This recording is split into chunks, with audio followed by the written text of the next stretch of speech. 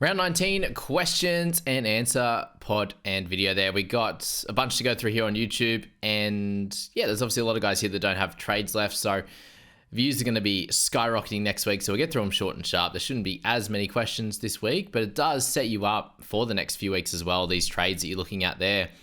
Dan comes out and says, Jai Gray is screaming Blake Taff 2022 vibes. And I went, let's go, just because I actually don't really agree with it at all, because I'll show you the numbers. Blake Taff in 2022, he averaged 26.5 in his 80-minute efforts with 2 tries and lots of goals.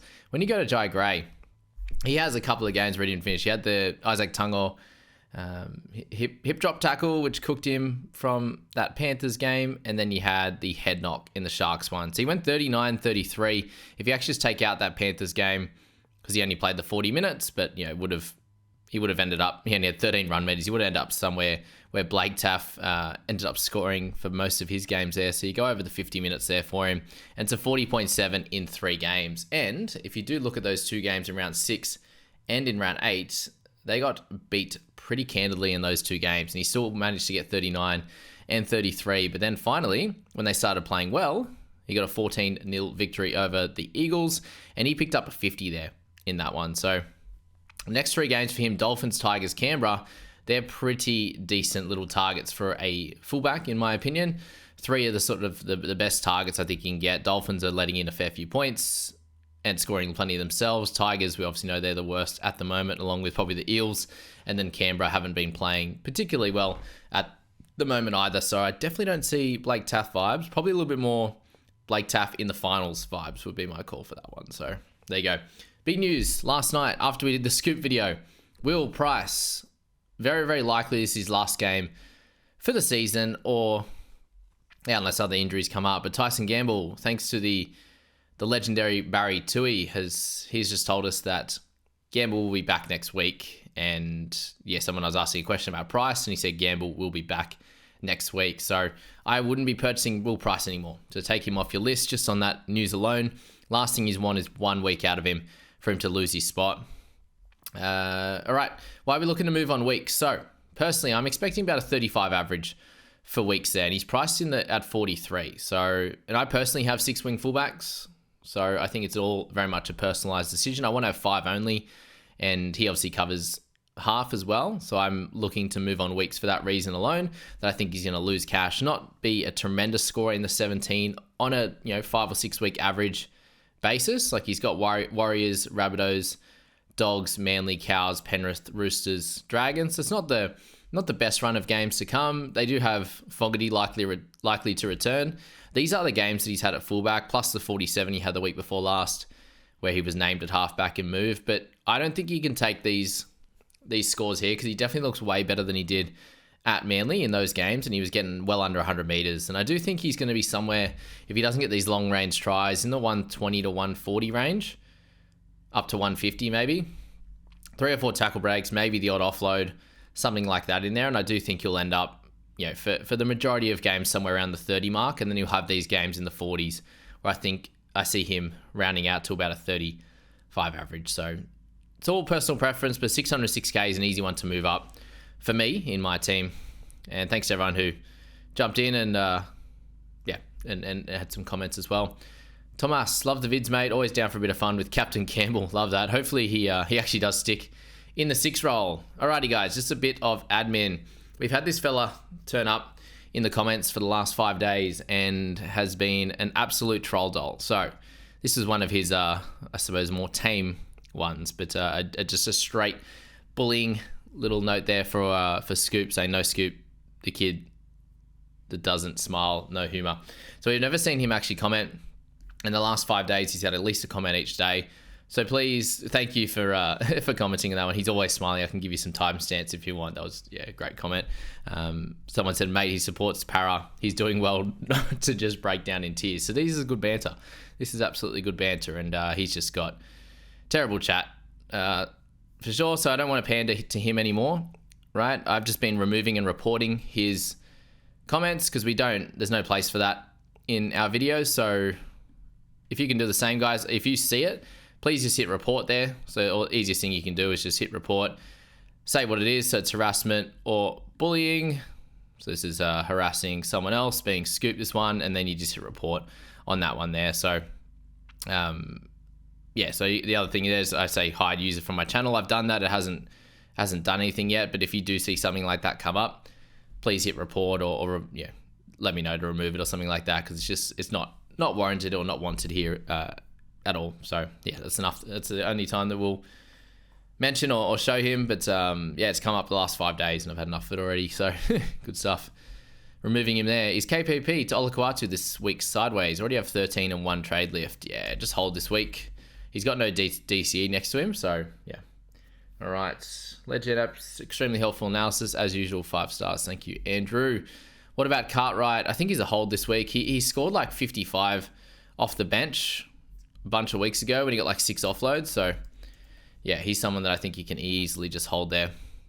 You see that interchange game. He got 62 against the Roosters in 57 minutes. So if he gets, I imagine he'll get somewhere in the 55-minute range. Maybe play some 13 and a little bit of edge. So if that's the case, I do see him going fairly well. Yeah, 6 offloads, 4 to hand, 2 to ground, and he ran the footy 189 meters. So you don't see that when he plays on the edge. So maybe it could even work out better for Bryce Cartwright for sure. How about Maxi goes Blore to Geimer as a cash out with plans to really use those save trades? Yeah, potentially good. Potentially good there. Thank you. Thanks for helping out. Hopefully you see this one, Max. Great vid. Thanks, Tom. Do we still get the 8 trades after the Origin rounds like last year? Yes, next week we get the 8 trades, which is good. No, there's no way you should buy Teddy next week when Haas, Cleary, Yo, Watson, etc. are basically all the same price or cheaper. Would rather get Walsh or Ponga for 200k cheaper. I don't mind it. I don't mind that for sure, but Teddy, he's scoring better than all of them right now, and that's the reason why he's priced up. So I think that you are missing out if you don't have him. The other guys could get you sort of a good 60s average, but you've got guys that can get you 50s, whereas if Teddy continues on this run, he could average sort of 75 over the next period and really cook your season. So I do understand that, and that works out well. So yeah, thanks for mentioning that, Pete. Either way works out, I think, well. If you want a mid, if you don't need a wing fullback, and that's great too. Jai Gray will Pryce, so definitely Gray now with the Pryce news. Watson has 3 games at hooker this year on footy stats. Won't he get dual? So with Watson, the main problem with him is the fact that, well, there's no problems with him.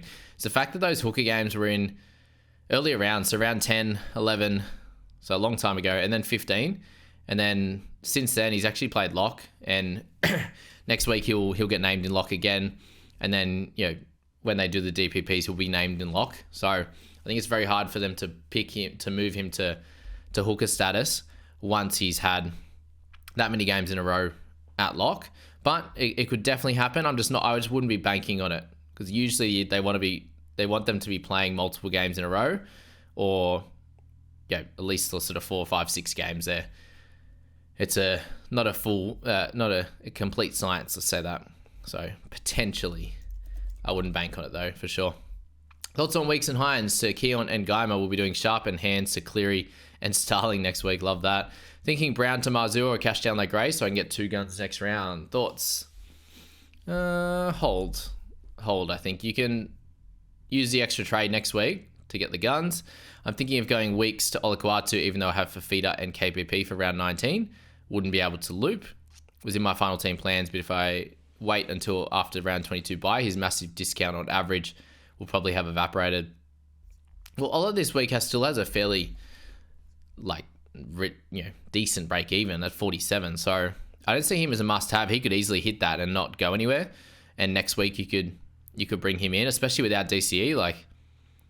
There's every chance that he doesn't get, the Manly boys are struggling a little bit this week. So I don't see it as a really good trade personally, but I understand where you're coming from. And you can do what you please on that one.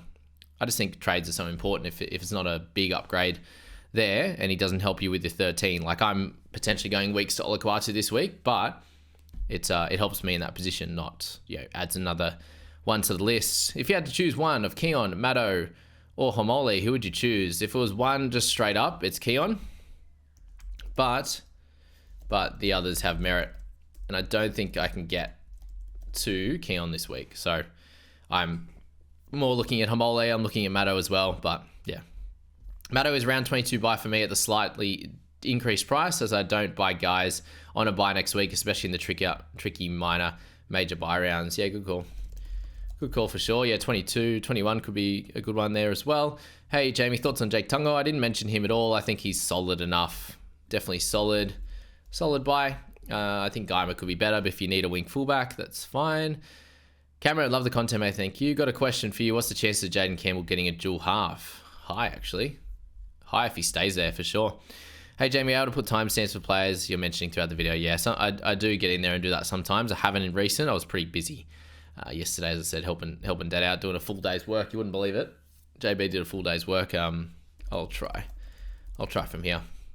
It's yeah, a decent amount of extra effort, but nothing that you guys don't deserve, that's for sure. Who should I captain? Please, Cook, Plath, or May? I think... Oh, Terrell May. Interesting. I'd go Cook or May for sure. Captaincy options this week. It's a pretty interesting one. Obviously, Dave Fafita I think is number one. Keon I'd have number two, but either way you could split between those two. And then Damien Cook's a really good one. Terrell May I think is pretty solid now that Hargraves. Sorry, not May. May's not playing this week. What's he talking about? What you talking about? Which May? Yeah. Anyway, May's not playing, so Cook. Unless there's another May I'm not thinking of right now, is there? Cook it is. Yes, I think Cook should bounce back and do pretty well. Nicaragua I don't think is a bad option. So, yeah, pretty low amount of options. Trey Fuller could be a fun one for sure. Ewan Aitken is obviously on that list as well. So that's like the top 5-6.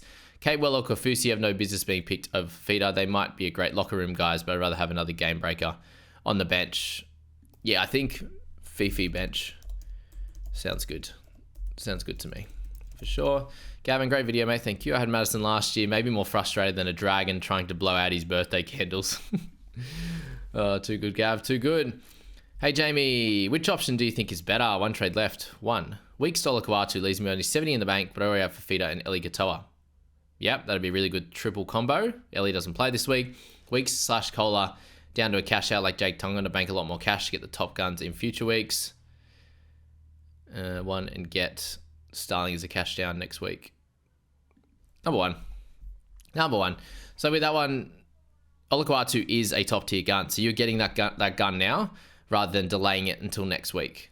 And it's only done in one trade rather than having to do a cash down to get to go up in the others. But you might do a cash down next week or the week after with a Guymer or something like that to be able to do that upgrade the week after. Edges are covered this week, holding on to my last 3 trades for emergency only. I'll be getting him next week, even if he falls short of his break even, and I'll cop it. Beautiful. Beautiful. Play Cook over Appy, right? Yes, I think so. That's a tough one to hold both. Thoughts on Chris Randall? Solid, but worried about late changes for sure. He's in a situation now where, as I said, I was waiting for Khalees Haas to come back, and he has this week. And 532, hooker and mid-dual, obviously. We know that he can score really well when he gets those minutes. And the last 2, he's got 66 and 57 in 2-try effort games. And we know that if he sticks in this spot, it's going to be great. But we did see him covering a few different positions, playing some hooker for lesser minutes when Khalees Haas was there. Playing hooker in general for the majority of the season. He's played lock the last few. He might go back into a hooking slot or onto the bench.